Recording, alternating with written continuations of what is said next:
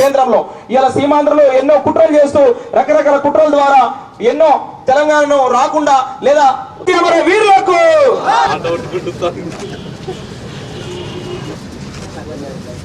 సాధిస్తాం.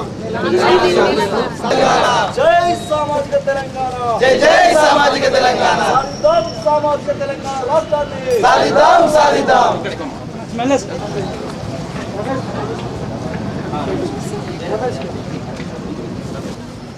జై సామాజిక తెలంగాణ, జై జై సామాజిక తెలంగాణ, జై సామాజిక తెలంగాణ, జై జై సామాజిక తెలంగాణ.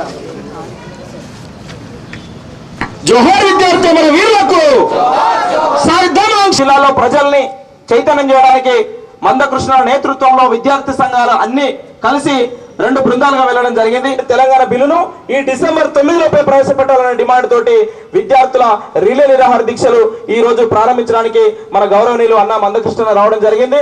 వాస్తవంగా మొత్తం అన్ని వైపుల విద్యార్థి శక్తిని సన్నద్ధం చేసుకుంటూ అన్ని వైపుల విద్యార్థి శక్తిని ప్రజా ఉద్యమంగా మందకృష్ణ విద్యార్థి శక్తిని ప్రజలకు పంపడం ద్వారా ప్రజా ఉద్యమాన్ని నిర్మించి ఇలా పార్లమెంట్ లో బిల్లు పెట్టేదాకా ఉద్యమాన్ని మరింత ఉధృతం చేయాలన్నటువంటి సంకేతాన్ని ఢిల్లీకి పంపిస్తూ రేపు రానుకుంటా ఉన్నాం. కాబట్టి ఈ దీక్షల్ని ఉద్దేశించి అన్నను ప్రసంగించవలసిందిగా మాట్లాడవలసిందిగా కోరుతా ఉన్నా. ఎలాంటి ఆంక్షలు లేని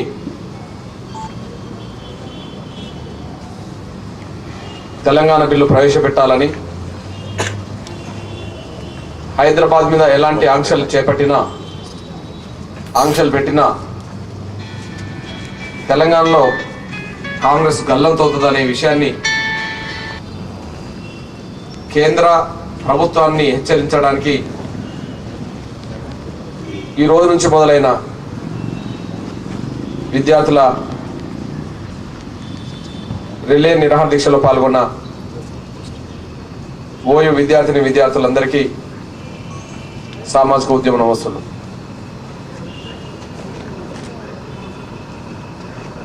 ఏదైనా ఒక ప్రమాదం ముంచుకొస్తుందన్నప్పుడు ఆ ప్రమాదాన్ని నివారించే దిశగా శక్తివంతమైన ఉద్యమాలు ఉన్నప్పుడు మాత్రమే ప్రమాదం రాకుండా ఆగడానికి అవకాశం ఉన్నది. ప్రమాదం వస్తుందని తెలిసినా కూడా ప్రమాదం వస్తుందని చెప్పడం వరకే పరిమితం అవుతే ఖచ్చితంగా ప్రమాదం వచ్చి తీరుతుంది. ఇప్పుడు తెలంగాణ ఆంక్షలనే ఒక ప్రమాదంలో చిక్కుకున్నది. దాని నుంచి బయటపడేయాల్సిన బాధ్యత మాత్రం విద్యార్థి లోకానికి ఉన్నది. మనందరం చూస్తున్నాం గత కొంతకాలంగా, ముఖ్యంగా జూలై 30 ప్రకటన వచ్చిన తర్వాత ఆంధ్ర రాయలసీమలో సమాఖ్యాంధ్ర ఉద్యమం ముందుకొచ్చిన తర్వాత పైకి సమాఖ్యాంధ్ర ఉద్యమం నడుపుతున్నారు కానీ వాళ్ళు హైదరాబాద్ను యూటీ చేసుకోవాలనే కుట్రలు ఆ ఉద్యమంలో ప్రధాన భాగమై ఉన్నదని చెప్పి మనం పసిగట్టడం జరిగింది. పసిగట్టిన వెంటనే యూటీ అంటే యుద్ధమైన నినాదంతో ఉస్మానియా యూనివర్సిటీ విద్యార్థులు ఏ పోరాట సాంప్రదాయాన్ని గతంలో లాగా కొనసాగించారో దాని నుంచి మనం యూటీని కాకుండా చూసుకోవడానికి సర్వశక్తుల ద్వారా పోసిన యూటీ కాకుండా పోయింది. కానీ యూటీ హైదరాబాద్లో ప్రభుత్వ భూములు, పేద వర్గాల భూములు ఆక్రమించుకున్నారో వాటిని తిరిగి తోడకుండా ఒక చట్టాలు తీసుకురావాలనే పద్ధతిలో ఏదైతే ఒత్తిడి పెడుతున్నారో చివరికి ఉమ్మడి రాజధాని భౌగోళిక ప్రాంతాన్ని మొత్తం గవర్నర్ చేతులు పెడితే బాగుంటుందని ఏదైతే మాటలు వస్తున్నాయో వాటన్నిటిని దృష్టి పెట్టుకుంటే యూటీ అనే పేరు ఉండదు కానీ దాన్ని ప్రత్యామ్నాయంగా తీసుకొస్తున్నదే ఇవన్నీ అనే విషయం కూడా మనకు అర్థమవుతుంది. ఇట్లాంటి పరిస్థితిలో హైదరాబాద్ మీద ఎలాంటి ఆంక్షలు లేని తెలంగాణ మనం కోరుకుంటున్నాం. ఎలాంటి ఆంక్షలు పెట్టొద్దని కూడా చాలా మంది మనోళ్ళు పత్రికా ప్రకటనలు చేస్తున్న విషయం కూడా గమనిస్తున్నాం. కానీ అవి పత్రికా ప్రకటనలకే పరిమితం కావడం వల్ల దాన్ని నిరసిస్తూ ఒక ఉద్యమ కార్యాచరణ కూడా ఇప్పటి వరకు మాట్లాడుతున్న పార్టీలు కానీ, మాట్లాడుతున్న జేఏసీలు కానీ, మాట్లాడుతున్న విద్యార్థి సంఘాలు కానీ దాన్ని నిరసిస్తూ ఒక కార్యాచరణ లేకపోవడం వల్ల ఆ ప్రమాదం మరింత పొంచి ఉన్నట్టుగా, ఆంక్షలు కోరుకున్న వాళ్ళు మరింత ఒత్తిడి పెట్టే దిశగా వాళ్ళకు శక్తినిస్తున్నట్టుగా మనమే భావించుకుంటున్నాం. ఇట్లాంటి పరిస్థితులు ఇవాళ ఒకవైపు సంపూర్ణ తెలంగాణ కావాలంటూనే, మరోవైపు ఎలాంటి ఆంక్షలు పెట్టడానికి అవకాశం ఉండదని చెప్తూనే, మరోవైపు ఒక నాయకుడు చిన్న చిన్న ఆంక్షలు పెట్టినా కూడా దాన్ని పెద్దగా సీరియస్గా తీసుకోమని చెప్పి కాంగ్రెస్ నాయకుల నుంచి మొదలుకుంటే చివరికి ఉద్యోగ చేసి నాయకుల వరకు కూడా ఆంక్షలను స్వాగతిస్తున్నట్టుగానే స్పష్టంగా అర్థమవుతోంది. అంటే ప్రమాదం పొంచి ఉన్నప్పుడు దాన్ని ఎదుర్కొనే దిశగా కార్యాచరణ చేయాల్సింది పోయి దాన్ని స్వాగతిస్తున్నట్టుగానే ఇద్దరి ప్రకటనలు మనకు అర్థమైనాయి. మొన్న డి శ్రీనివాస్ గారి ప్రకటన మనం చూసాం. ఆ డి శ్రీనివాస్ గారి ప్రకటనలో అనే పద్ధతిలో మాట్లాడడం జరిగింది. జూలై 30 ప్రకటన హైదరాబాద్తో కూడిన తెలంగాణ, 10 జిల్లాలతో కూడిన తెలంగాణ, కాకపోతే వెంటనే పంపడం కుదరదు కాబట్టి ఒక 10 సంవత్సరాల ఉమ్మడి రాజధాని మాత్రమేనని చెప్పి జూలై 30 ప్రకటన ఉన్నది. దానికి అనుగుణంగానే కేంద్ర కేబినెట్ ఆమోదం కూడా తీసుకున్నది. దాన్ని మాత్రమే స్వాగతించడంతో పాటు చివరికి హైదరాబాద్ 10 సంవత్సరాలు ఉమ్మడి రాజధాని అవసరం లేదు, ఇక్కడ ఎక్కువ కాలం ఉంటే మరిన్ని సమస్యలు వస్తాయి కాబట్టి త్వరగా అక్కడ సీమాంధ్రకు రాజధాని ఏర్పాటు చేసే దిశగా ఉండాలని చెప్పి అందులో 10 ఏళ్ళు కాకుండా 2 ఏళ్ల వరకు అని చెప్పి మొదటి నుంచి ఎంఆర్పిఎస్ మాట్లాడుతూ వచ్చింది.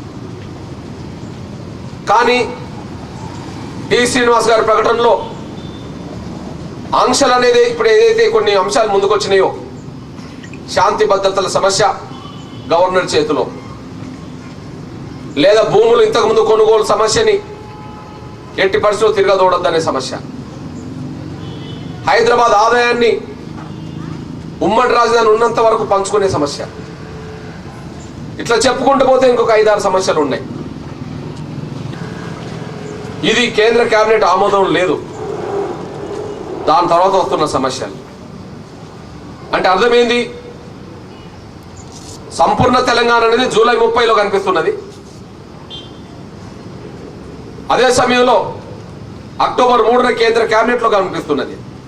దాన్ని స్వాగతించిన వాళ్ళు ఈరోజు ఆంక్షల రూపంగా వస్తున్న ప్రమాదాన్ని కూడా ఎదుర్కొంటామనే మాట మాట్లాడకుండా, వస్తే మాత్రం కాంగ్రెస్ పార్టీ మూల్యం చెల్లిస్తుందని చెప్పి మాట్లాడకుండా దాన్ని స్వాగతించే పద్ధతిలో మాట్లాడడం అంటే, ఎవరైతే ఆంక్షలు కోరుతున్నారో ఆంక్షలు కోరుతున్న పెట్టుబడిదారు వర్గానికి ఇక్కడ ఉండబడే తెలంగాణలో ఉండబడే కొంతమంది కాంగ్రెస్ నాయకులు కుమ్మక్క అవుతుండ్రు అనడానికి చేసి వాళ్ళ ముస్లింల వక్తు భూములు, ఎస్సీ ఎస్టీలకు సంబంధించిన భూములు, బలహీన వర్గాల భూములు, ప్రభుత్వ భూములు 1000 లక్షల ఎకరాలు కైవసం చేసుకున్న విషయం మనందరికీ తెలిసిన విషయం. మరి రేపు ఆంక్షల్లో భాగంగా పార్లమెంట్లో ఒక చట్టం తీసుకురావాలని చెప్పి మాట్లాడుతున్నారు వాళ్ళు. అదే గతంలో సీమాంధ్ర పెట్టుబడిదారు వర్గం ఏ భూములు అయితే కొనుగోలు చేశారో వాటిని తిరగదోడొద్దని చెప్పి, తిరగదోడే అధికారం ఉండొద్దని చెప్పి చట్టం రాబోతుందని అనుకుంటున్నాం. అదేమైనా చిన్న ఆంక్ష అంటే హైదరాబాద్తో కూడిన రాజధాని ఏర్పడిన తర్వాత, తెలంగాణలో ఏర్పడిన తర్వాత ఇక ఇంతకు ముందు లక్షల ఎకరాల భూములు వాళ్ళు కైవసం చేసుకున్న ఈ విషయంలో మాత్రం మనం తీసుకోకపోతే తెలంగాణ ఎవరికి వచ్చినట్టు? పీడిత వర్గాలకు సంబంధించిన వాళ్ళకు రానట్టే. వాళ్ళతో కుమ్మక్కైన వాళ్ళకు వచ్చినట్టేమో కానీ భూములు కోల్పోయిన వాళ్ళకు మాత్రం రానట్టే. మరి ఏది చిన్నాంక్ష? హైదరాబాద్లో ఆదాయం పంచుకోవడం అనేది అది చిన్నాంక్ష ఎట్లా అవుతుంది? అంటే ఒకవైపు ఉద్యమ నాయకత్వం చైతన్యం ప్రదర్శించాల్సింది పోయి వచ్చే ప్రమాదాన్ని నివారించే దిశగా ప్రజల్ని, విద్యార్థుల్ని, ఉద్యోగస్తుల్ని సమాయత్తం చేయాల్సింది పోయి చివరికి వాళ్ళతో కాంప్రమైజ్ అయ్యే పద్ధతిలోనే, వాళ్ళతో లాలుచి పడే పద్ధతిలోనే ఆ స్టేట్మెంట్ ఉండడం చూస్తే ఒక్కసారి చిన్న బలహీనత పెద్ద ప్రమాదానికి దారితీస్తుంది. ఒక చిన్న మాట దాన్ని వాళ్ళు ఉపయోగించుకొని మరింత పెద్ద ప్రమాదాన్ని తీసుకోవడానికి దారితీస్తుంది. టి శ్రీనివాస్ అన్న మాట కానీ, దేవిప్రసాద్ అన్న మాట కానీ, అది సీమాంధ్ర పెట్టుబడి వర్గం మరింత ఇక్కడ పట్టు బిగించడానికి దారితీస్తుంది తప్ప మనకు మాత్రం ప్రమాదం మాత్రం వచ్చినట్టుగా భావించక తప్పదని కూడా మీ దృష్టికి నేను తీసుకొస్తున్నాను. ఉన్నాయి మద్రాసు నుంచి ఆంధ్ర రాష్ట్రం ఏర్పడుతున్నప్పుడు మేము 100 ఏళ్ళు మద్రాసు పునర్నిర్మాణంలో ఉన్నాం కనుక మద్రాసు మాకే రాజధాని కావాలని చెప్పి ఆనాడు కూడా మాట్లాడిండ్రు ఇదే సీమాంధ్ర పెట్టుబడి వర్గం. అప్పుడు భౌగోళికంగా మద్రాసు అనేది తమిళనాడు భౌగోళిక ప్రాంతంలో ఉన్నది కాబట్టి ఎవరు ఇతర ప్రాంతాలకు సంబంధించిన వాళ్ళు 100 ఏళ్ళున్నా 200 ఏళ్ళున్నా మీరు పోయేటప్పుడు మీ ప్రాంతానికి వెళ్ళాల్సిందే తప్ప అది కోరుకునే హక్కు లేదని చెప్పి ఆనాడు జవాబు వచ్చింది. దానికి అనుగుణంగా బయటికి రావాల్సి వచ్చింది. ఈనాడు 10 ఏళ్ళని ఉమ్మడి రాజధాని గురించి మాట్లాడుతున్నాం. 10 ఏళ్ళు కాదు కదా, 1 సంవత్సరం కూడా వాళ్ళకి అవకాశం ఇవ్వలే. 10 ఏళ్ళు కాదు కదా, 1 సంవత్సరం కూడా అవకాశం ఇవ్వలే. 50 ఏళ్ళు ఉన్నోళ్ళు 10 ఏళ్ళకు ఒప్పుకుంటున్నాం. 100 ఏళ్ళు ఉన్నా కూడా 1 సంవత్సరం వాళ్ళు ఒప్పుకోలే. 100 ఏళ్ళు ఉన్నా కూడా 1 సంవత్సరం ఒప్పుకోలే.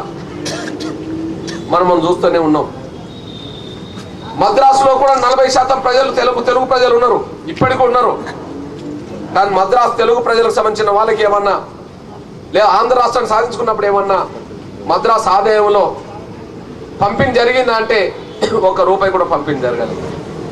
అంటే ఇవన్నీ ఆంధ్ర రాష్ట్రం కావాలని పోవడం జరిగిన సమయంలో మద్రాసు మీద కిరికిరి పెట్టి మాదే అన్నారు. అది కాదని చెప్పి చరిత్ర నిరూపణ జరిగింది. ఆదాయంలో పంపిణీలో వాట అడిగినరు, అది తప్పు అని చెప్పి చరిత్ర నిరూపించబడ్డది. అదే సమయంలో అక్కడ శాంతి భద్రత సమస్య పేరుతో అక్కడ కూడా గవర్నర్ పరిపాలన అడిగినరు, అది తప్పని చెప్పడం జరిగింది. మరి అక్కడి నుంచి విడిపోయేటప్పుడు ఏదైతే తప్పైనాయో ఇప్పుడు మళ్ళీ హైదరాబాద్ నుంచి పోయే సమయంలో కూడా వాళ్ళు పెడుతున్న డిమాండ్లన్నీ కూడా తప్పే తప్ప అది ఒప్పు కాదనేసి కూడా మనం మర్చిపోద్దని సైతం కోరుతానండి.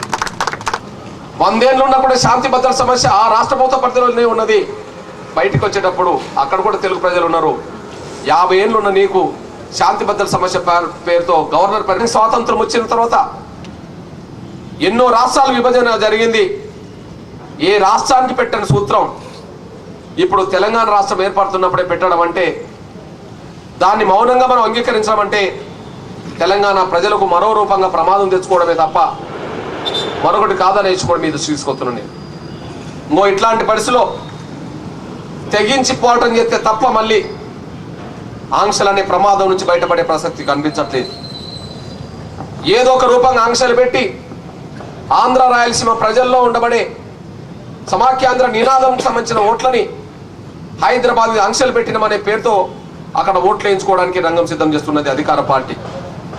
ఎట్లా ఇక్కడ తెలంగాణ ఇచ్చాం, అక్కడ సీమాంధ్రలో సమాఖ్యాంధ్ర ఉద్యమం బలంగా ఉన్నది కాబట్టి వాళ్ళ ఓట్లు వేసుకోవాలంటే సమాఖ్యాంధ్ర ఉండకపోయినా హైదరాబాద్ ఆంక్షలు పెడితే వాళ్ళకు కొంత సంతోషం అని చెప్పి కాంగ్రెస్ పార్టీ భావిస్తున్నట్టుగా మనకు కనిపిస్తున్నది. అంటే ఏదో రకంగా ప్రమాదం ఉన్నదనే విషయం కూడా మనకు అర్థమవుతుంది. ఆ ప్రమాదాన్ని నివారించాల్సిన నాయకత్వం, మాటలకు పరిమితమైన నాయకత్వం ఒకటి ఉన్నది, రాజీ పడుతున్న నాయకత్వం ఒకటి ఉన్నది. మాటలకు పరిమితమైన వాళ్ళు ఎవరు? ప్రమాదం వస్తుందని తెలిసి ఉద్యమ కార్యాచరణ ఇవ్వకపోవడం మాటలకు పరిమితమైనట్టే. ప్రమాదం ఉన్నదని తెలిసి ఆహ్వానించడం అనేది ప్రమాదాన్ని కొని తెచ్చుకున్నట్టే. ఇక్కడ 2 శక్తులు కనిపిస్తున్నాయి. ఇక్కడ 2 శక్తులు కనిపిస్తున్నాయి. ఆంక్షల ప్రమాదం ఉన్నదని తెలిసి మాట్లాడుతున్నాం చాలా మంది. రాజకీయ పార్టీలు మాట్లాడుతున్నాయి, ఉద్యోగ సంఘాలు మాట్లాడుతున్నాయి, ఇక్కడ మన విద్యా సంఘాలు మినాయించి మిగతా వాళ్ళు కూడా మాట్లాడుతున్నారు. మరి దాన్ని ఎదుర్కొనే దిశగా ఎందుకు కార్యాచరణ ఇవ్వట్లేదు? మరొక వైపు ఆంక్షల ప్రమాదం ఉన్నదని తెలిసి చిన్న చిన్న ఆంక్షలకు మేము అంగీకరిస్తామని చెప్పి ఎందుకు మాట్లాడుతున్నారు? ఇది కుమ్మక్క అయినట్టు కాదా? మౌనం కుమ్మక్కే, చిన్న చిన్న ఆంక్షలు అంగీకరించడం కూడా కుమ్మక్కే. మౌనం కుమ్మక్కే, ప్రకటనల వరకే పరితం కావడం కూడా కుమ్మక్కే. అదే సమయంలో చిన్న చిన్న ఆంక్షలకు మేము స్వాగతిస్తామని చెప్పడం కూడా కుమ్మక్కే. అంటే ఈ కుమ్మక్కు వల్లనే ఆనాడు తెలంగాణ మనకు లేకుండా పోయింది. ఈ కుమ్మక్కు ప్రయత్నాల వల్లనే సంపూర్ణ తెలంగాణ రాకుండా పోయే ప్రమాదం కూడా కనిపిస్తున్నది. ఎల్లుండి తీసుకునే నిర్ణయం మీద ప్రభావితం చేసే అవకాశం ఉండేది. మనం నిజంగా అనుకుంటున్న కూడా కార్యాచరణలో ముందుకెళ్ళకపోవడం కూడా కొంత ప్రమాదాన్ని నివారించే విషయంలో కొంత నిర్లక్ష్యం జరుగుతున్న మాట వాస్తవం అనే విషయం కూడా మనం మర్చిపోవద్దు. ఇట్లాంటి పరిస్థితిలో మరి 100% తెలంగాణ, హైదరాబాద్తో కూడిన తెలంగాణ, ఆంక్షలు లేని తెలంగాణ